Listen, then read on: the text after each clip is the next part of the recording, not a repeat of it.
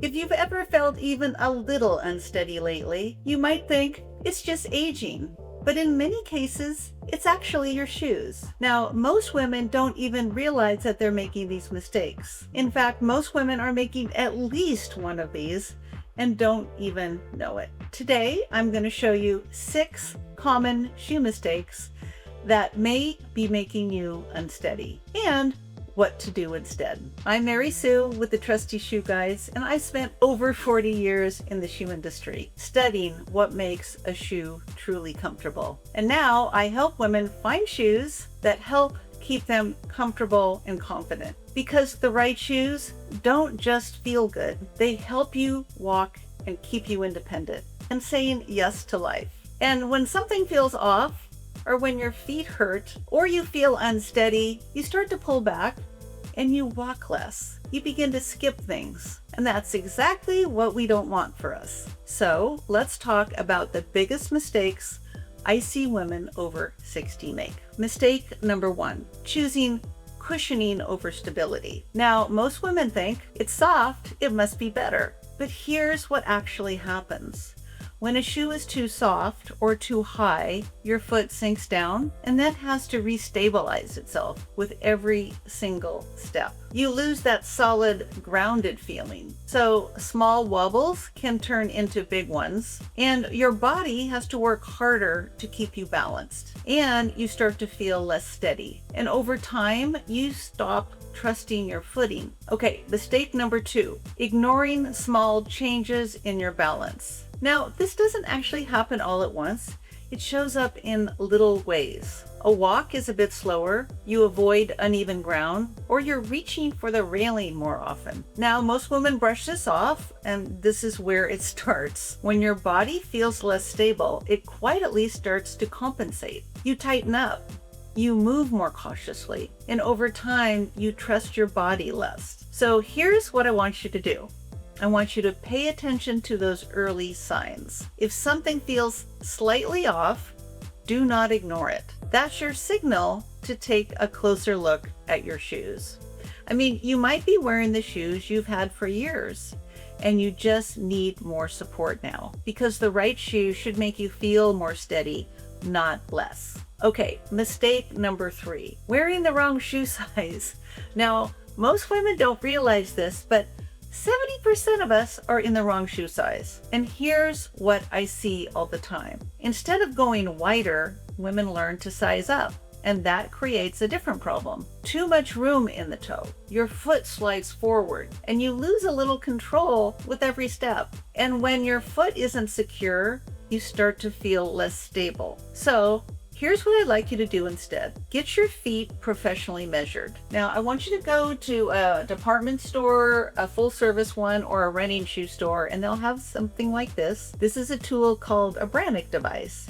And this is will measure your true size, your length, your width, and even your instep height. And once you know that, start buying your correct size, and your feet will feel better and you'll feel more steady. Okay, mistake number 4 is choosing an easy on-off style over a secure fit. Now, a lot of women choose slip-ons because they're easier to get on and off, and I completely understand that. If bending down is uncomfortable, that convenience really matters. But there is a trade-off you need to know about, because when a shoe can't adjust to your foot moves more inside the shoe, and that means you have less control and less stability. So what's a better option? Well, ideally, if you can you should start with a supportive, stable shoe with laces. That's your first choice. And then you adjust them to your foot size. But here's a simple tip too. If you don't like bending down, you can buy a supportive shoe and then swap out the laces for elastic laces. You get the ease of a slip-on without giving up that support. Just make sure the shoe still feels secure. Now, your foot shouldn't slide around. Okay, mistake number 5 is wearing worn out shoes. Shoes don't fail all at once. They break down slowly over time. So they're gonna lose their grip. Take a look at this one, it even has a crack. They're gonna lose their support, and then the inside is gonna lose its structure. I mean, this used to be much firmer. Now, when that happens, your body is gonna feel it. your joints start to ache, your feet feel more tired, and you feel less steady. And most women never connect it back to the shoe. So here's what I want you to watch for. If your shoes feel different, even if they look fine, I want you to pay attention. That's the sign they're breaking down. Now, for most women, it could be around 300 to 500 miles. That might be 6 to 12 months, depending on how much walking you're doing. But when that support goes, it's time to replace them. Okay, number 6, thinking pain is just part of aging. Now, this one kind of breaks my heart. I mean, so many women think, well, I'm getting older, of course my feet are gonna hurt. But many times, it's not your age, it's your shoes. And when your shoes aren't right, you start to pull back. You're going to walk less and you're going to go out less. And little by little, you start missing those moments that make life full. So here's what I want you to remember. Pain is not something that we have to accept. If something feels off, start with your shoes, because the right shoes